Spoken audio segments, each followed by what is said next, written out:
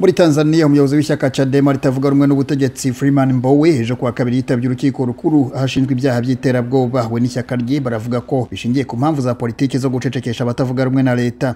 Mu bihugu bimwe bya Afrika hari abantu bakomeje gutinya urukingo rwa COVID-19 mu gihe iki cyorezo gikomeje gukwira mu bice bitandukanye byo ku isi. Ibice 2% by'abatuye Afrika bangana na miliyari na miliyoni 300 nibo bakingiwe byuzuye.